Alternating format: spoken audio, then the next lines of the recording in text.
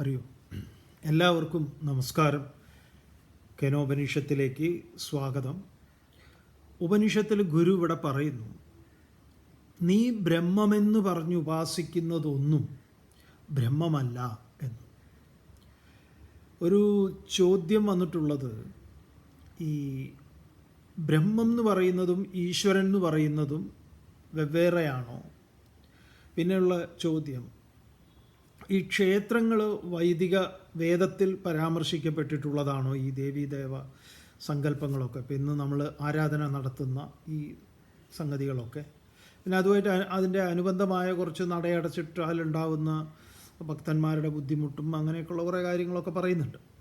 അതൊക്കെ ഓരോരോ ദേശത്തുള്ള ഓരോ ആചാര വിശേഷങ്ങളാണ്. ഇപ്പോൾ നിങ്ങൾ നോർത്തിൽ ക്ഷേത്രങ്ങളിലൊക്കെ പോയി കഴിഞ്ഞാൽ ഇങ്ങനെ നടയടച്ചിട്ട് ഏതു നേരം ഇടയ്ക്കിടയ്ക്ക് നടയടയ്ക്കുന്ന അങ്ങനെയുള്ള പരിപാടിയൊന്നും കാണില്ല. ഒരു ദീപാരാധന സമയത്ത് ഉണ്ടാവും. ഈ കേരളവുമായിട്ട് ബന്ധപ്പെട്ട ഇവിടുത്തെ ഒരു പൂജാവിധാനത്തിൽ, അതുകൊണ്ടാണ് ഈ ബദ്രിനാഥിലും ഇതേപോലെ നടയൊക്കെ അടയ്ക്കും. ഒരുപാട് സമയങ്ങൾ ഇതുപോലെ നടയടയ്ക്കുന്നുണ്ട്. അപ്പോൾ രാവിലെ തന്നെ നമുക്ക് രാവിലെ ഒരു പൂജകളുടെ ഇങ്ങനെ ക്രമമുണ്ടല്ലോ. ഉഷപൂജ, പന്തീരടി, ശിവേലി, അത് എന്നൊക്കെ പറഞ്ഞിട്ട് ദീപാരാധന വൈകുന്നേരം ഇങ്ങനെ ഇടയ്ക്കിടയ്ക്ക് ഓരോരോ പൂജകൾ വരും. അപ്പം നടയടച്ചിട്ടാണ് അത് ചെയ്യുന്നത്. എന്നാൽ നിങ്ങൾ കട്രയിൽ, കശ്മീരിലുള്ള ജമ്മുവിലുള്ള കട്ര വൈഷ്ണവദേവി ടെമ്പിളിൽ പോയി കഴിഞ്ഞാൽ അവിടെ 24 മണിക്കൂറും തുറന്നിട്ടാണ് ഇരിക്കുന്നത് ക്ഷേത്രങ്ങൾ. അങ്ങനെ നോർത്തിൽ മിക്ക തിരക്കുള്ള ക്ഷേത്രങ്ങളും 24 മണിക്കൂറും തുറന്നതായിരിക്കും. അപ്പോൾ അവിടെ ഇങ്ങനെ വൻ ക്യൂ ആണ്. വൈഷ്ണവദേവി ഇതുപോലെയാണ്. നേരത്തെ ബുക്കിംഗൊക്കെ എടുത്തിട്ട് വേണം അവിടേക്ക് പോകാൻ. അതിനനുസരിച്ചിട്ടാണ് നമ്മളെ അതിലേക്ക് കടത്തി വിടുന്നത്. പക്ഷേ 24 മണിക്കൂറും ഓപ്പണാണ്. ഒരിക്കലും നടയടയ്ക്കുക എന്നൊന്നും പറയുന്ന പരിപാടിയില്ല. അപ്പോൾ അത് എന്താണെന്ന് ചോദിച്ചാൽ അതൊക്കെ ഓരോരോ ഇതാണ്, ഓരോ സ്ഥലത്തുള്ള ഓരോ രീതി വിധാനങ്ങളാണ്. തൽക്കാലം അതിനെയൊക്കെ സ്വീകരിക്കുക എന്നുള്ളതല്ലാതെ വേറെ വഴിയൊന്നുമില്ല.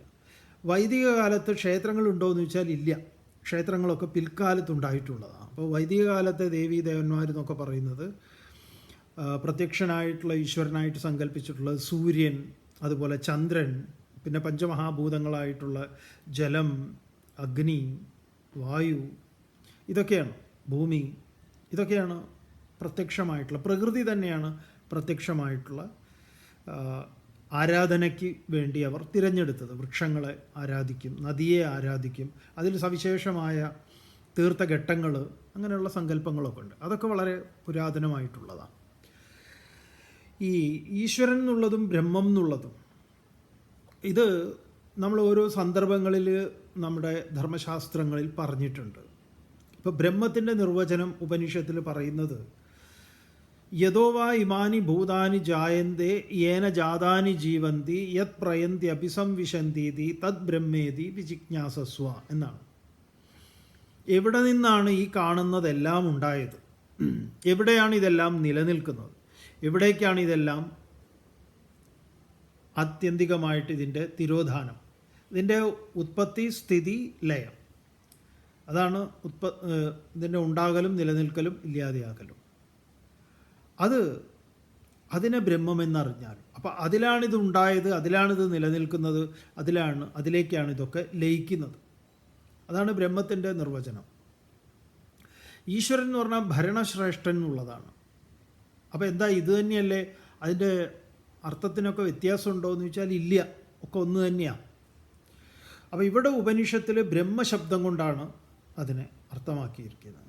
അപ്പം നീ വിഗ്രഹത്തിലൂടെ ഈശ്വരനെ, വിഗ്രഹമാണ് ഈശ്വരൻ എന്ന് കരുതുന്നുവെങ്കിൽ അത് ശരിയല്ല എന്ന് തന്നെയാണ് ഇവിടെ പറയുന്നത്. അതിനെന്നാ തത്ര ചക്ഷുർ ഗച്ഛതി ന വാഗ് ഗച്ഛതി നോ മനഃ ന വിദ്മഹ ന വിജാനീമഹ എന്ന് പറഞ്ഞതിനെല്ലാം തന്നെ ഗുരു ചേർത്ത് ഓരോന്ന് പറഞ്ഞു നിർത്തി ഇവിടെ. യത് പ്രാണേന ന പ്രാണിതി ഏന പ്രാണപ്രണീയതേ തദേവ ബ്രഹ്മത്വം വിദ്ധി നേതം യദിതം ഉപാസതേ യക്ഷുഷാ ന പശ്യതി യേന ചക്ഷുംഷി പശ്യതി തദേവ ബ്രഹ്മത്വം വിദ്ധി നേതം യദിതമുപാസതേ യൻ മനസാ ന മനുതേ യേനാഹുർമനോമതം തദേവ ബ്രഹ്മത്വം വിദ്ധി നേതം യദിതമുപാസതേ. ഈ മന്ത്രങ്ങളെ കൊണ്ടൊക്കെ കണ്ണുകൊണ്ട് കാണാൻ സാധ്യമല്ല, യാതൊന്നിൻ്റെ അനുഗ്രഹം കൊണ്ടാണ് കണ്ണ് മറ്റുള്ളതിനെയൊക്കെ കാണുന്നത്. അതിനെ ബ്രഹ്മമെന്നറിഞ്ഞാലും നീ ഇവിടെ ബ്രഹ്മെന്ന് പറഞ്ഞു ഉപാസിക്കുന്നതൊന്നും ബ്രഹ്മമല്ല എന്ന്. അപ്പം ഇത് തന്നെയാണ് ഭഗവാൻ, ഇതേ ആശയത്തെയാണ് ഭഗവാൻ ഗീതയിൽ മനോഹരമായിട്ട് പറയുന്നുണ്ട്. ഇതേ ആശയമാണ്. എങ്ങനെയാണ് ഭഗവത്ഗീത ഉപനിഷത്താകുന്നത് എന്ന് ചോദിച്ചാൽ ഇത് ശ്രീമദ് ഭഗവത്ഗീതാസു ഉപനിഷത്സു എന്ന് പറയും. എന്തുകൊണ്ടാണ് ഭഗവത്ഗീതയ്ക്ക് ഉപനിഷത്തിനോട് ചേർത്ത് പറയാൻ കാരണം? ഉപനിഷത്തിലെ ആശയങ്ങൾ ഭഗവത്ഗീത അവതരിപ്പിക്കുന്നു എന്നുള്ളത് കൊണ്ടാണ്. അപ്പോൾ ഈ ആശയം ഗീതയിൽ എവിടെയാണ് അവതരിപ്പിച്ചിട്ടുള്ളത് എന്ന് ചോദിച്ചാൽ ഭഗവാൻ പറയുന്നത് അവിടെ 9-ാം അധ്യായത്തിലാണ്. അതെ, 9-ാം അധ്യായത്തിൽ രാജവിദ്യ രാജഗുഹ്യ യോഗം എന്ന 9-ാം അധ്യായത്തിൽ അവിടെ പറയും, അവജാനന്തി മാം മൂഢാഹ മാനുഷീം തനുമാശ്രിതാഹ പരംഭാവമജാനന്ദ മമ ഭൂതമഹേശ്വരം.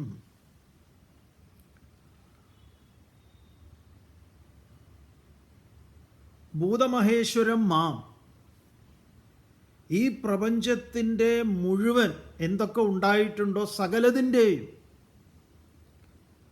പരമമായ കാരണമായിട്ടുള്ള എന്നെ അവജാനന്തി, അവർ അവമാനിക്കുന്നു. എങ്ങനെയാണ് അവരെന്നെ അവമാനിക്കുന്നത്? മാനുഷീം തനും ആശ്രിതാഹ, ഒരു മനുഷ്യ കുഞ്ഞായി മനുഷ്യനായി ജനിച്ചവൻ, ഒരു മനുഷ്യൻ്റെ പരിഗണനയൊക്കെ നൽകിയിട്ട് അവരെന്നെ അവമാനിക്കുന്നു. അപ്പോൾ വസുദേവൻ്റെ പുത്രനാണ് കൃഷ്ണൻ എന്ന് പറഞ്ഞാൽ, അല്ലെങ്കിൽ ഇന്ന ആളുടെ മകനാണ്, മകളാണ്. ഇത് കൃഷ്ണൻ്റെ കാര്യത്തിൽ മാത്രമല്ല, നമ്മുടെ കാര്യത്തിലൊക്കെ നമ്മളെ അവമാനിക്കുന്നത് അങ്ങനെയാണ്. ഇവിടെ അടുത്ത ശ്ലോകത്തിലേക്ക് വരുമ്പോൾ അത് ക്ലിയർ ആവും, പറയാം ഇങ്ങനെ നമ്മളെ അവമാനിക്കുന്നു എന്നുള്ളത്. അപ്പം അവജാനന്തി മാം മൂഢാഹ, മൂഢന്മാർ, വിഡ്ഢികൾ. മാനുഷ്യം തനും ആശ്രിതാഹ, മനുഷ്യ ശരീരത്തെ ചേർത്ത് വെച്ചുകൊണ്ട് ആശ്രയിച്ചുകൊണ്ട് പരംഭാവം അജാനന്ദ, എൻ്റെ ഈ പറഞ്ഞ പരംഭാവത്തെ, ആ പരംഭാവത്തെയാണ് ഉപനിഷത്ത് ഇവിടെ പറയുന്നത്. നേതം യതിതം ഉപാസതേ, നീ ഇവിടെ പറഞ്ഞു ഉപാസിക്കുന്നത് അതല്ല. അതിന് ഗീതയുടെ ഭാഷയാണത്, ഗീത ഉപയോഗിക്കുന്ന ശൈലിയാണ്. അവരെന്നെ അവമാനിക്കുന്നു. ഇവിടെ ഗുരു അവമാനിക്കുന്നു എന്നൊന്നും ഉപനിഷത്തിൽ ഋഷി യാജ്ഞവൽക്യൻ അത് പറയുന്നില്ല, ജൈമിനി അത് പറയുന്നില്ല.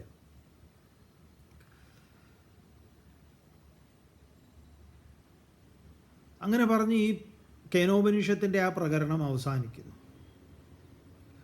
അടുത്തത് 1-ാം ഖണ്ഡം അവസാനിച്ച ദ്വിതീയ ഖണ്ഡത്തിൽ ഉപനിഷത്തിൻ്റെ ഗംഭീരമായിട്ടുള്ള ഒരു അടുത്ത തലത്തിലേക്ക് ഉപനിഷത്ത് നമ്മളെ ഉയർത്തും. ഇപ്പം ഇത്രയൊക്കെ കേട്ട് കഴിഞ്ഞപ്പോൾ,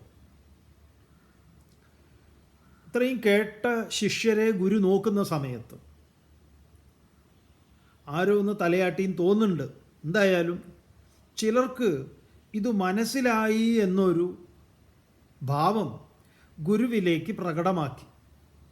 ഇത് കേൾക്കുന്ന നമുക്കും ഇതേപോലെ ഇപ്പം പിടികിട്ടി എന്ന മട്ടിൽ നമ്മൾ തല കുനുക്കുകയാണ് എങ്കിൽ, ഇതാണ് ഇതിങ്ങനെ ഇടയ്ക്ക് പറയുമ്പോൾ, ഈ ഇസ്ലാം മതത്തിലെ നമ്മൾ ഒരു മതത്തെയും പരിഹസിക്കാനും നിന്ദിക്കാനും ഒന്നും ആളല്ല.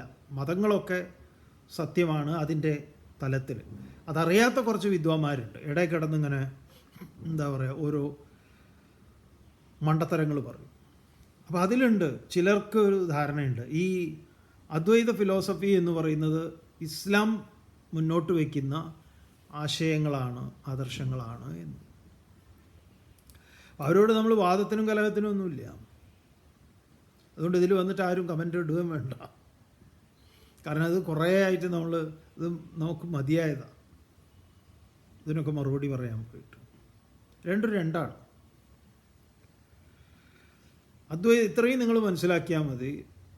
അദ്വൈത വേദാന്തം അനുസരിച്ച് എല്ലാം ഈശ്വരനാണ്. ഇത് പ്രകൃതിയിലെ എല്ലാം എന്തൊക്കെ സൃഷ്ടിക്കപ്പെട്ടിട്ടുണ്ടോ അതെല്ലാം. മറ്റേതെന്താണ്? സൃഷ്ടി വേറെ, സൃഷ്ടാവ് വേറെ. അങ്ങനെ രണ്ട് എൻറ്റിറ്റി ഈ ഉപനിഷത്ത് അദ്വൈത വേദാന്തം അംഗീകരിക്കുന്നില്ല. ഇത്രയേ ഉള്ളൂ നമ്മൾ തമ്മിലുള്ള ഇടപാട്, ഇത്രയേ ഉള്ളൂ.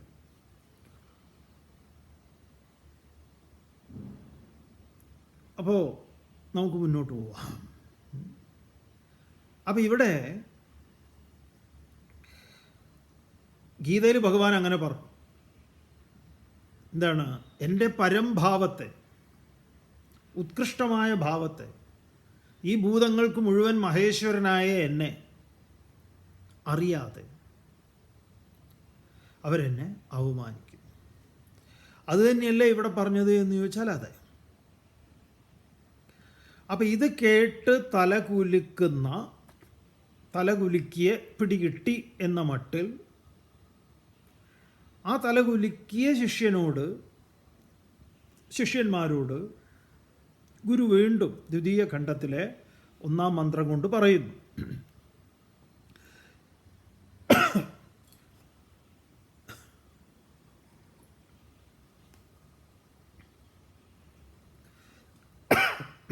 ക്ഷമിക്കണം.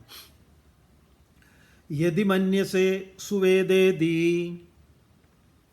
ദഭ്രമേവാപി നൂനം ത്വം വേത്ഥ ബ്രഹ്മണോ രൂപം യദസ്യ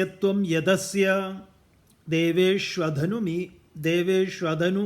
മീമാംസ്യമേവ തേ മന്യേ വിദിതം. മീമാംസ്യ അപ്പം മീനും മാംസവും അല്ലേ? വേദത്തിൽ മീനിനെക്കുറിച്ചും മാംസത്തെക്കുറിച്ചും പറഞ്ഞിട്ടുണ്ടെന്ന് ഈ മന്ത്രം ചൊല്ലി ഒരു വിദ്വാൻ കവലപ്രസംഗം നടത്തുന്നത് നമ്മൾ പണ്ട് കേട്ടിട്ടുണ്ട്. ഇതൊക്കെ കേൾക്കുമ്പോൾ ആളുകൾ വിചാരിക്കും മീമാംസ്യമേവ തേ മന്യേ വിദിതം. മീനും മാംസവും കഴിച്ചിട്ട് വേണം അതൊക്കെ മനസ്സിലാക്കാൻ എന്ന് വേദത്തിൽ തന്നെ പറഞ്ഞിട്ടുണ്ട്.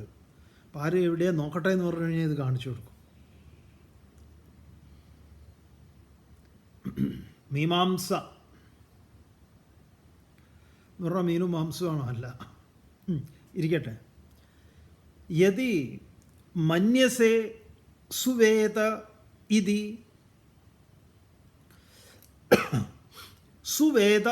സുവേദ സുഷ്ടും വേദ, നീ നന്നായി അറിയുന്നു. ഇത്രയൊക്കെ പറഞ്ഞപ്പോൾ ശിഷ്യന് തോന്നി എനിക്കിത് പിടികിട്ടിയെന്ന്.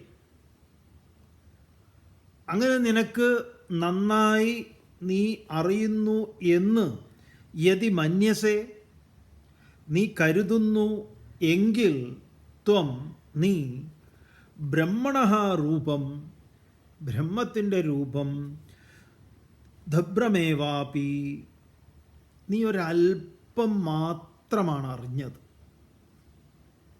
അല്പം മാത്രം. അതുകൊണ്ട് ദഭ്രമേവാപി നൂനം വേത്ത യത് അസ്യത്വം, യാതൊന്ന് അസ്യത്വം, നിനക്ക് അറിയപ്പെടണം എങ്കിൽ, അല്ലെങ്കിൽ നീ അറിയപ്പെട്ടിട്ടുള്ളത് കേവലം അല്പമാത്രമായിട്ടുള്ളതാണ്. അതുകൊണ്ട് ഈ അറിവിൻ്റെ പൂർണ്ണതയിലേക്ക് അതുകൊണ്ട് നീ എന്ത് വേണം? തേ വിദിതം, നിനക്കിപ്പോൾ അറിയപ്പെട്ടിട്ടുള്ളത് അല്പം മാത്രമാണ്. അതുകൊണ്ട് മീമാംസ്യമേവ തേ മന്യേ വിദിതം, നീ ഇനിയും, മീമാംസ എന്ന് പറഞ്ഞാൽ വിചാരം, ഇനിയും നീ വിചാരം ചെയ്യപ്പെടേണ്ടതുണ്ട്, നിനക്ക് നന്നായി അറിയേണ്ടതുണ്ട്. വിവേകാനന്ദ സ്വാമികളുടെ മനോഹരമായിട്ടുള്ളൊരു സ്റ്റേറ്റ്മെൻ്റ് ഉണ്ട്. നമ്മുടെ അറിവിൻ്റെ തലങ്ങൾ പറയുന്നു, നമ്മളെക്കുറിച്ച് സ്വയം നമ്മൾ മനസ്സിലാക്കുന്നത്. സ്വാമിജി പറയുന്നത്, നീ ശരീരമാണെന്ന് വിചാരിക്കുമ്പോൾ നീ ഈ പ്രപഞ്ചത്തിൽ നിന്ന് വേറിട്ട് നിൽക്കുന്നു. ഞാൻ ശരീരമാണ് എന്ന എൻ്റെ അറിവ് എന്നെ പ്രപഞ്ചത്തിൽ നിന്ന് വേറിട്ട് നിൽക്കുന്ന ഒരറിവാണ്. ഞാൻ വേറെ, ഈ വിശ്വം വേറെ.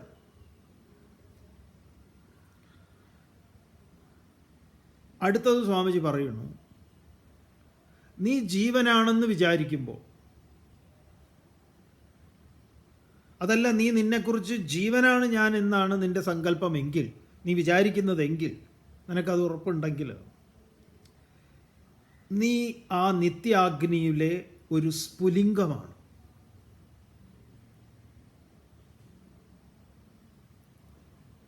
അതിൻ്റെ ഒരു സ്പാർക്കാണ്. അടുത്തത്, നീ ആത്മാവാണെന്ന് അറിയുമ്പോൾ നീ സർവസ്വമാണ്. ഇതാണ് ഇവിടെ ഗുരു പറയുന്നത്. ഈ ഗുരു എന്ന് പറയുന്ന ആളും ഈ ഗുരുവും ശിഷ്യനും തമ്മിൽ ഈ കൈമാറ്റം ചെയ്യപ്പെടുന്നത് ഇതാണ്. അതുകൊണ്ട് ഇവിടെ ഈ ഗുരുവിന് ഒന്നും ഒരു കുറവും സംഭവിക്കാത്തത്. അപ്പം നമ്മുടെ പല വിദ്യകളും പലർക്കും പലതും പറഞ്ഞു കൊടുക്കുക എന്ന് പറഞ്ഞു കഴിഞ്ഞാൽ എന്തോ ചില സംഭവങ്ങളാണ്. നമ്മളോടൊക്കെ ചിലർ പറഞ്ഞിട്ടുണ്ട്, ആദ്യകാലത്ത് ചിന്മയാമിഷനിൽ ഇരിക്കുമ്പം തന്നെ ആദ്യമായിട്ട് ഈ ACV-യിൽ ഭഗവത്ഗീത പ്രഭാഷണം 2003 അത് അവർ സംപ്രേഷണം ചെയ്ത സമയത്ത് കുറേ പേര് എതിർപ്പുകൾ പറഞ്ഞിട്ടുണ്ട്. അവരുടെ ആ എതിർപ്പിൻ്റെ പ്രധാനപ്പെട്ട ഒന്നെന്ന് പറയുന്നത്, അന്ന് ഈ ACV-ക്ക് ഒരു സെൻട്രലൈസ്ഡ് ടെലികാസ്റ്റിംഗ് സിസ്റ്റം ഒന്നും ആയിട്ടില്ല. അന്ന് ആ ടെക്നോളജി അത്ര ആയിട്ടില്ല. അത് തിരുവനന്തപുരത്ത് 6:30 വൈകുന്നേരം പബ്ലിഷ് ചെയ്ത്, പിന്നെ ഈ കാസറ്റുകൾ റെക്കോർഡ് ചെയ്തിട്ട് ഇങ്ങനെ ഓരോ സെൻറ്ററിലേക്ക് അവർ അയക്കുകയാണ്, കൊറിയർ ചെയ്യാം. അങ്ങനെയാണ് ഇതിൻ്റെ ടെലികാസ്റ്റിംഗ് നടക്കുന്നത്. അതത് ലോക്കൽ സ്ഥലങ്ങളിലാണ്.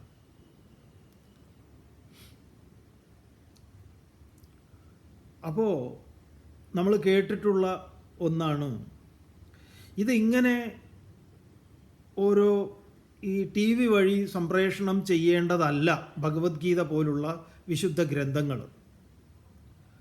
അത് കേൾക്കാൻ ഇരിക്കുന്നവർ, കേൾക്കാൻ വരുന്നവർ, കേൾക്കുന്നവർ അതിൻ്റെ ശുദ്ധിയും ഭക്തിയും ഒക്കെ അതോടുകൂടി ആയിരിക്കണം അവരിയ്ക്കേണ്ടത്. അതുകൊണ്ടാണ് പണ്ട് രാമായണം സീരിയൽ തുടങ്ങുന്നതിന് മുമ്പ് എല്ലാവരും കുളിച്ച് ചന്ദനക്കുറിയൊക്കെ തൊട്ട് TV-യുടെ മുന്നിൽ മാലയൊക്കെ ഇട്ടിട്ട് ആരതിയൊക്കെ ഒഴിഞ്ഞ് രാമായണം കണ്ടിരുന്ന, മഹാഭാരതം കണ്ടിരുന്ന ഒരു ജനത ഇവിടെ ഉണ്ടായിരുന്നു. അതൊന്നും അല്ലാതെ കാലിൻ്റെ മുകളിൽ കാല് കയറ്റി വെച്ച് ഇരുന്ന് സിഗരറ്റൊക്കെ വലിച്ച് കണ്ടവരും ഉണ്ട്. അവർക്കാ കുറച്ചുകൂടെ മനസ്സിലായത് തോന്നുന്നുണ്ട് ചിലർക്ക്. നമ്മൾ ആരെയും പുകഴ്ത്താനും ഇകഴ്ത്താനും അല്ല.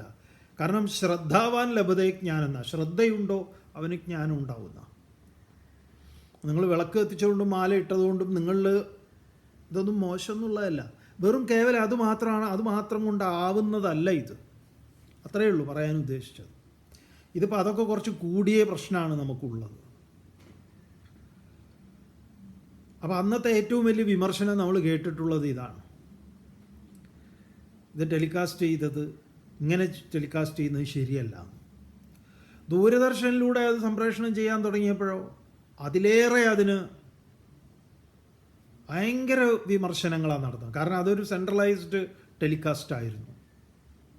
ഭയങ്കര വിമർശനങ്ങൾ. ചിന്മയാമിഷനിലെ സ്വാമിമാർ പരസ്യമായി വിമർശിച്ചു നമ്മളെ തൃശ്ശൂർ വെച്ച്.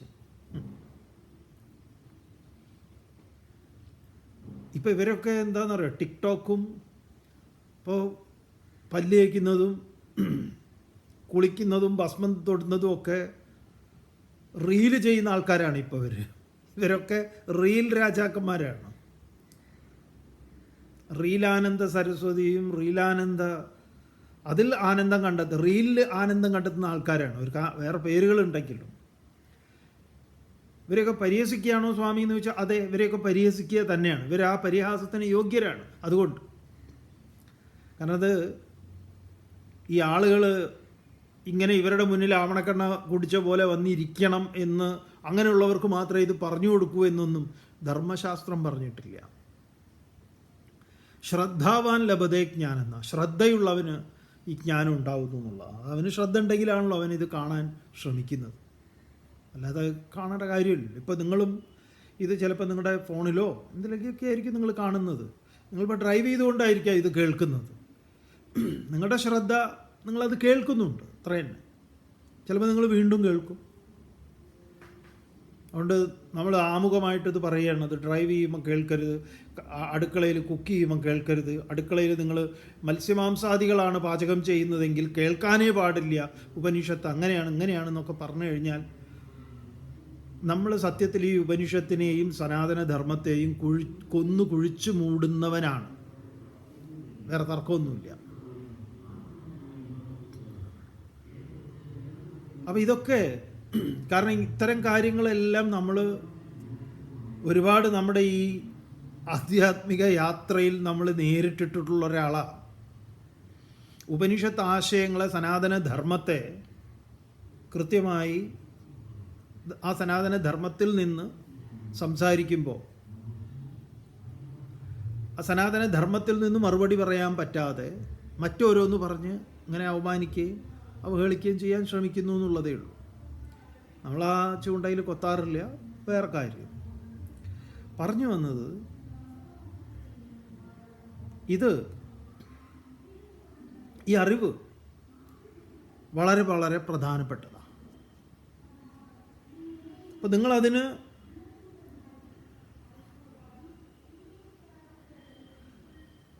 ജാഗ്രതയോടുകൂടി ശ്രദ്ധയോടുകൂടി ഇരിക്കുന്നു എന്നുള്ളതാണ്. ഇവിടെ യതി മന്യസേ സുവേദ ഇതി, നീ അങ്ങനെ നന്നായി അറിയുന്നു എന്ന് നീ കരുതുന്നുവെങ്കിൽ നിനക്കിതിൻ്റെ അല്പം മാത്രമേ പിടികിട്ടിയിട്ടുള്ളൂ. നിനക്കിനിയും ബോധിക്കേണ്ടതുണ്ട്. അതിനാണ് ഇവിടെ വിവേകാനന്ദ സ്വാമികളുടെ ഈ കാര്യം പറഞ്ഞത്, ഉദ്ധരണി പറഞ്ഞത്. ഒന്ന് ശരീരം, മറ്റൊന്ന് ജീവൻ, മറ്റൊന്നോ ആത്മാ എന്ന് പറയുന്ന ആ ഒരു തലം. നമ്മളിത് പലപ്പോഴും ഉപനിഷത്ത് അല്ലെങ്കിൽ ഭഗവത്ഗീത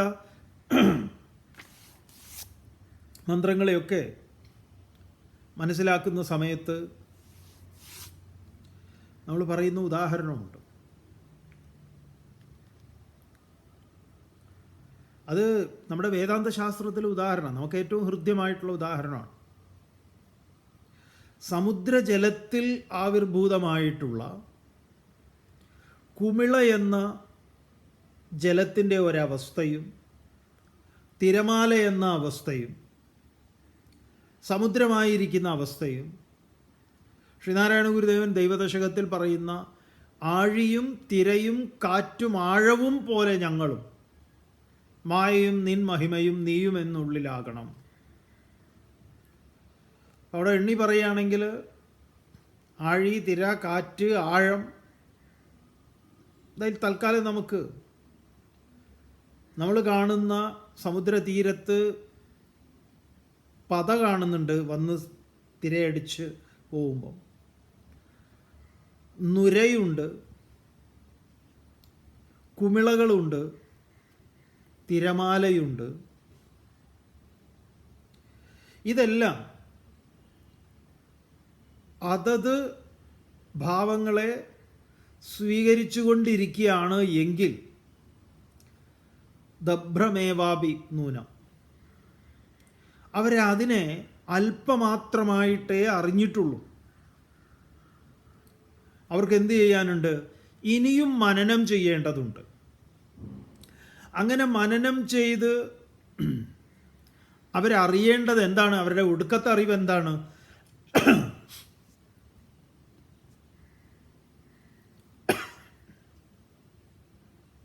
അഹം ജലോസ്മി. കുമിളയ്ക്കും പതയ്ക്കും നുരയ്ക്കും തിരയ്ക്കും ഒക്കെ അറിയേണ്ടുന്ന ഏക സത്യം എന്താണ്?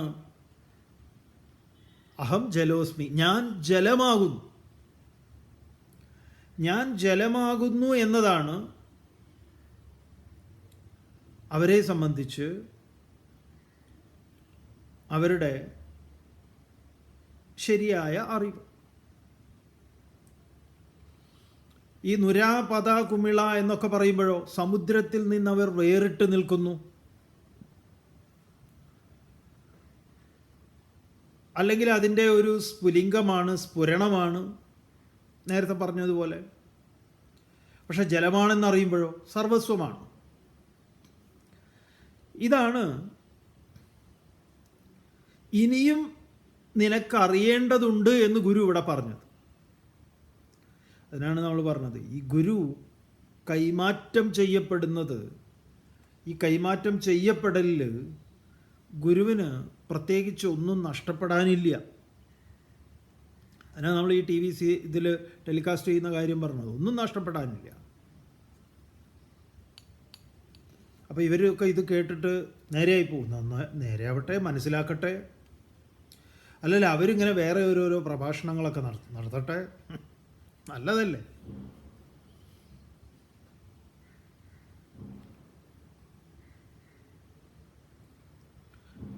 അപ്പം നിങ്ങൾ എന്ത് ചെയ്യണം? നിങ്ങൾക്ക് ബോധ്യപ്പെട്ടിട്ടുള്ള ഈ അറിവിനെ പകർന്നു നൽകുക, അത് ഏത് മീഡിയത്തിലൂടെ ആണെങ്കിലും. വിവേകാനന്ദ സ്വാമികൾ അതാ പറഞ്ഞു,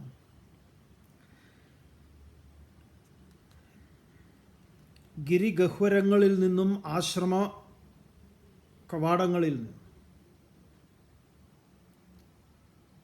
അവിടെ മാത്രം ഒതുങ്ങി നിൽക്കുന്ന ഈ ജ്ഞാനത്തെ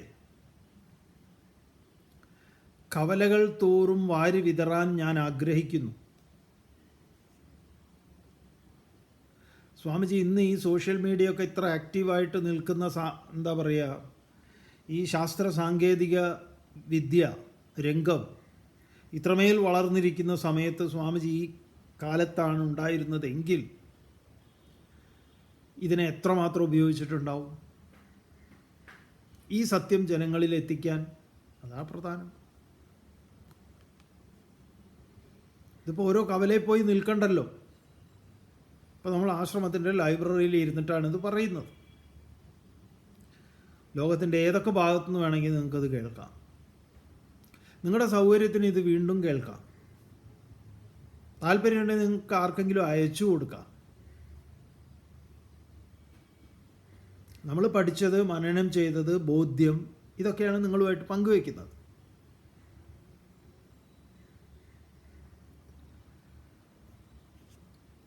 ഇനി അതുകൊണ്ട് ഗുരു ഇങ്ങനെയൊരു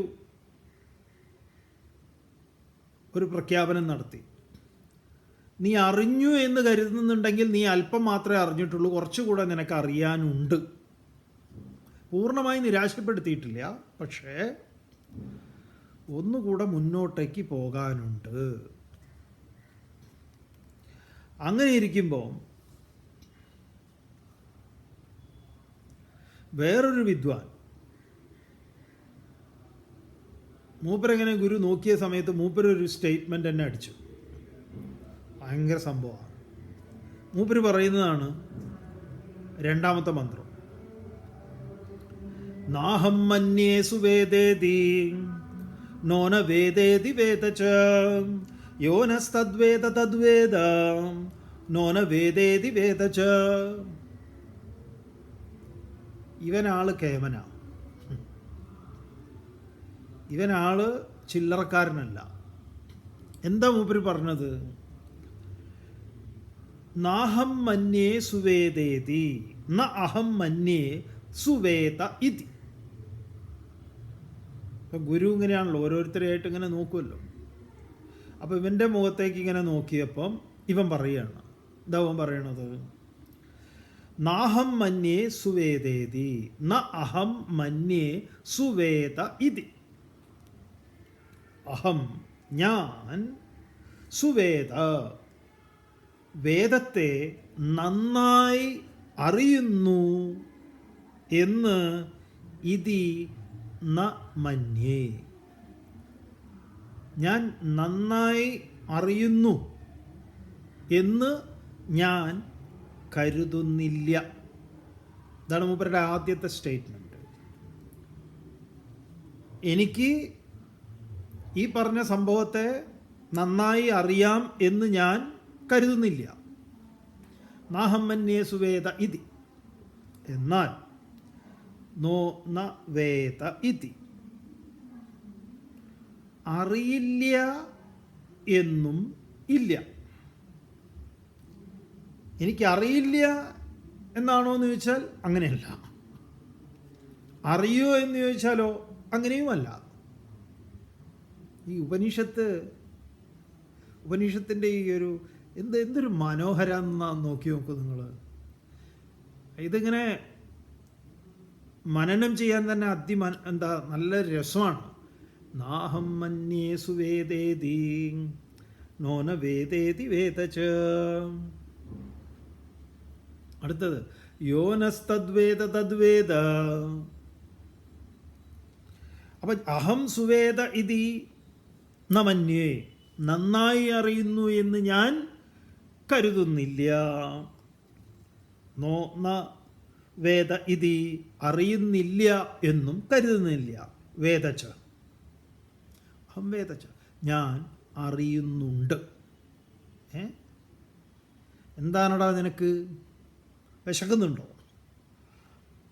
ഇന്നത്തെ ഗുരുക്കന്മാരോടൊക്കെ ഇങ്ങനെ ഉത്തരം പറഞ്ഞു കഴിഞ്ഞാൽ ഗുരു ഉടനെ ചോദിക്കുക അതാണ്, ഇവന് വിശപ്പ് മൂത്തിട്ട് ഭ്രാന്തായതാണ്.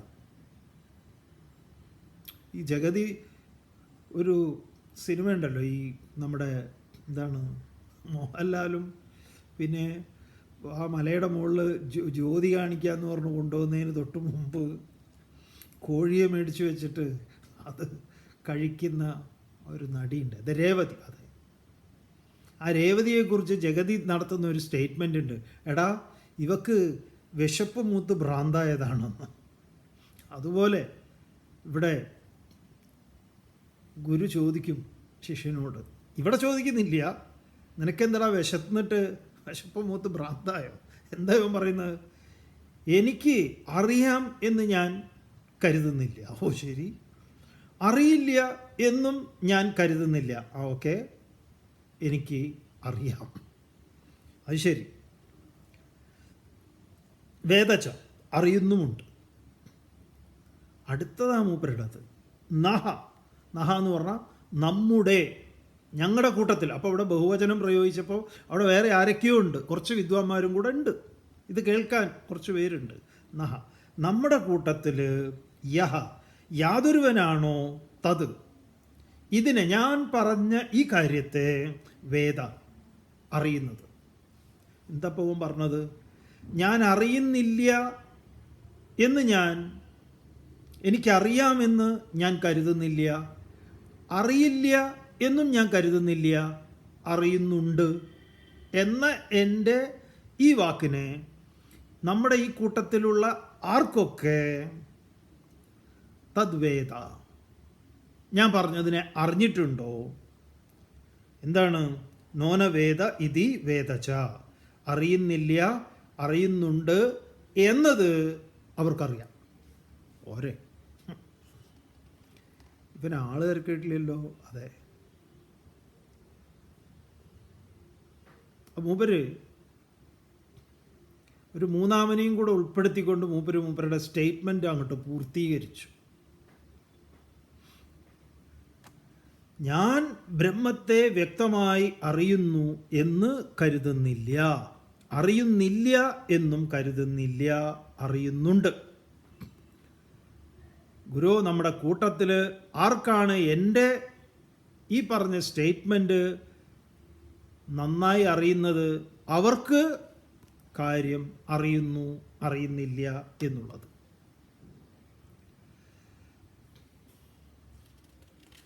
എന്തോ നാടേ. ഇതിന് സമാനമായത് ചിലപ്പോൾ നിങ്ങൾ വേറൊരു മോഹൻലാൽ കണ്ണു കാണാത്തൊരു സിനിമയിൽ നമ്മുടെ മാമുക്കോയെ കൊണ്ട് ഈ ബോഡി ആരാ ആദ്യം കണ്ടത് എന്ന് ചോദിക്കുന്നുണ്ട്. അത് കണ്ടത് ഈ കണ്ണു കാണാത്ത ഇയാളാണ് എന്ന് പറയും. എന്നിട്ട് നിങ്ങൾ കണ്ടിട്ടില്ലേ ആ സീന്? അത് തന്നെ. നമുക്ക് തോന്നുന്നു ഇതിൽ നിന്നൊക്കെ ആയിരിക്കാം ഇവർ ഇങ്ങനെയുള്ള ഓരോന്നൊക്കെ ഉണ്ടാക്കുന്നത്.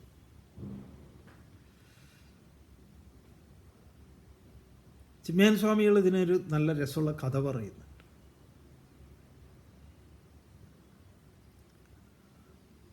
ഒരിക്കൽ ഒരു രാജാവിൻ്റെ വീട്ടിൽ കള്ളൻ കയറി.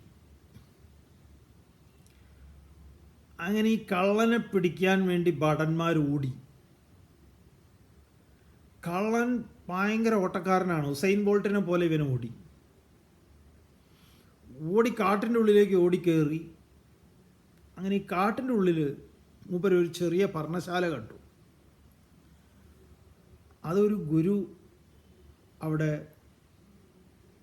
ഗുരുവിൻ്റെ ഒരു മഹാത്മാവ് താമസിക്കുന്ന സ്ഥലമാണ്. നല്ല കാലത്തിന് അങ്ങോരം അവിടെ ഇല്ല, അവിടെ ആരുമില്ല. അപ്പോൾ ഇദ്ദേഹം എന്ത് ചെയ്തു എന്ന് പറഞ്ഞു കഴിഞ്ഞാൽ വേഗം അവിടെ ഇങ്ങനെ ഇരിക്കുന്ന സ്ഥലം ഉണ്ടായിരുന്നു, അവിടെ അങ്ങോട്ട് ഇരുന്നു. മൂപ്പരുടെ ഒരു പുതപ്പുണ്ട്, അതും അങ്ങോട്ട് പുതച്ചു. നല്ല ഓടിയ ക്ഷീണമുണ്ടല്ലോ, മൂപ്പരിങ്ങനെ പ്രാണായാമം എടുത്തുകൊണ്ടിരുന്നു. അങ്ങനെ അവിടെ ഇരുന്നു, ധൈര്യത്തിലിരുന്നു. അങ്ങനെ കുറച്ച് കഴിഞ്ഞപ്പോൾ ഈ പറഞ്ഞ ഭടന്മാരും രാജാവും പരിവാരങ്ങളും ഒക്കെ അവിടെ എത്തി. അങ്ങനെ അവിടെ എത്തി ഇതിൻ്റെ മുന്നിൽ, ആശ്രമത്തിൻ്റെ മുന്നിൽ രാജാവ് തല കുനിച്ചുകൊണ്ട് നമസ്കാരാദികളൊക്കെ ചെയ്തിട്ട് ഈ രാജാവ് കരുതിയ മഹാത്മാവ് എന്ന് കരുതിയ ആളോട് ചോദിച്ചു, ഇതുവഴി ആരെങ്കിലും ഓടിപ്പോയോ എന്ന്. അപ്പോൾ ആ കള്ളൻ ഈ മന്ത്രം പറഞ്ഞാൽ എങ്ങനെ ഉണ്ടാവും? ഞാൻ അറിയുന്നു എന്ന് ഞാൻ കരുതുന്നില്ല. നിങ്ങൾ ചോദിച്ചല്ലോ ഇതിലെ ഒരാൾ പോയോ? അതെ. എന്നാൽ അറിയുന്നില്ല എന്നും ഞാൻ കരുതുന്നില്ല, അറിയുന്നുമുണ്ട്. ഇങ്ങനെയൊക്കെ കേട്ടപ്പോൾ രാജാവ് വേഗം നമസ്കരിച്ചിട്ട് അവിടുന്ന് എഴുന്നേറ്റ് പോയി. കള്ളം പറഞ്ഞത് ശരിയല്ലേ എന്ന് ചോദിച്ചാൽ 100% ശരിയാണ്. കാരണം എന്താ? മൂപ്പരന്നെയാണത്. മൂപ്പരന്നെയാണ്, മൂപ്പരെക്കുറിച്ചാണ് ചോദിക്കുന്നത്, ഇങ്ങനെ ഒരാളെ പോയത് കണ്ടോ എന്ന്.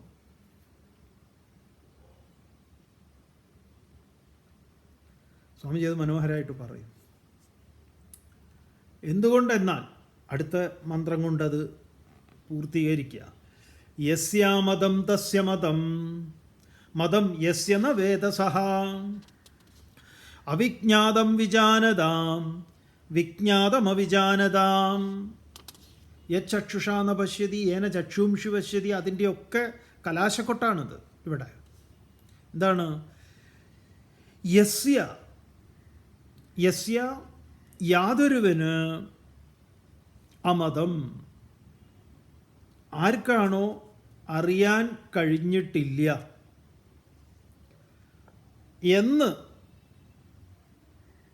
ഇതറിയാൻ കഴിയില്ല, അറിയാൻ കഴിഞ്ഞിട്ടില്ല എന്ന് ആർക്കാണോ അറിയുന്നത്, തസ്യമതം അയാൾക്കിതിനെ അറിയാം. ഇനി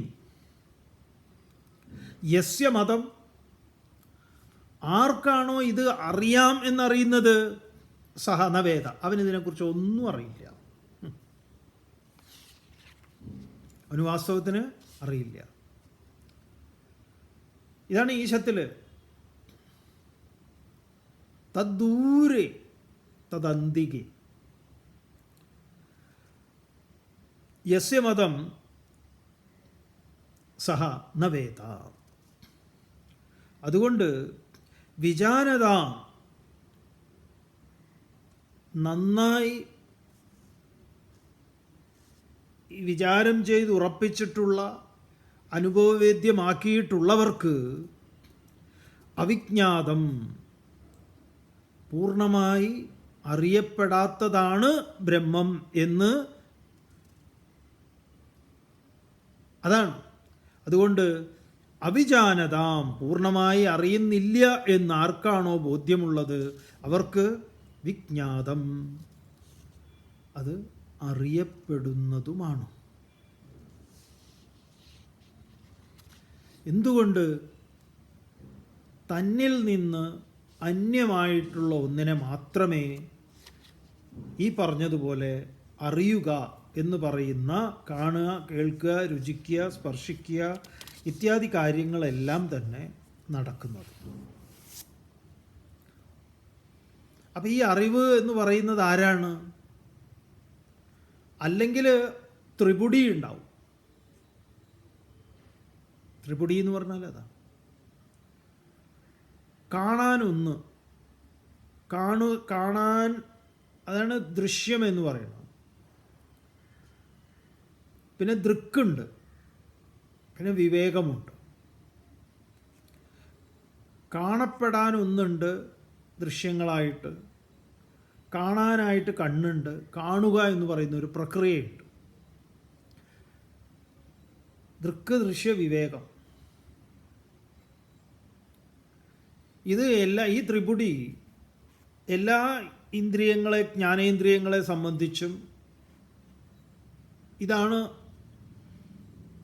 അറിവിൻ്റെ കാര്യത്തിൽ നടക്കുന്നത്.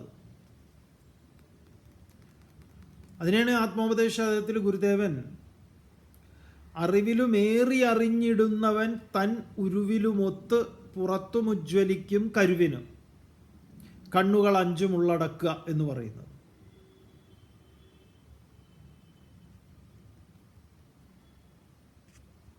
അപ്പോഴേ എന്തുണ്ടാവുള്ളൂ? ആ ദർശനം സാധ്യമാവും. എന്തുകൊണ്ടാണ് അതിനെ കാണാൻ, അനുഭവിക്കാൻ പറ്റാത്തത് എന്ന് കഠോപനിഷത്തിൽ വരുന്ന സമയത്ത് അവിടെ അങ്ങനെ പറയും. പരാഞ്ചികാനി വിതൃണത് സ്വയംഭൂ തസ്മാത് പരാങ് പശ്യതി ന അന്തരാത്മൻ. ഇതെല്ലാം പുറത്തേക്കാണ് സൃഷ്ടിച്ചിരിക്കുന്നത്. അതുകൊണ്ട് ആരും അകത്തേക്ക് നോക്കുന്നില്ല. കശ്ചിത് ധീര, എന്നാ ഒരു ധീരൻ പ്രത്യേകാത്മാനം അയച്ചത്, അന്തരാത്മാവിനെ കണ്ടു. എങ്ങനെ? ആവൃത്ത ചക്ഷുഹു അമൃതത്വമിച്ഛൻ. അവനൊരു ആഗ്രഹം ഉണ്ടായി, അമൃതത്വത്തെ കാമിച്ചവനാണ്.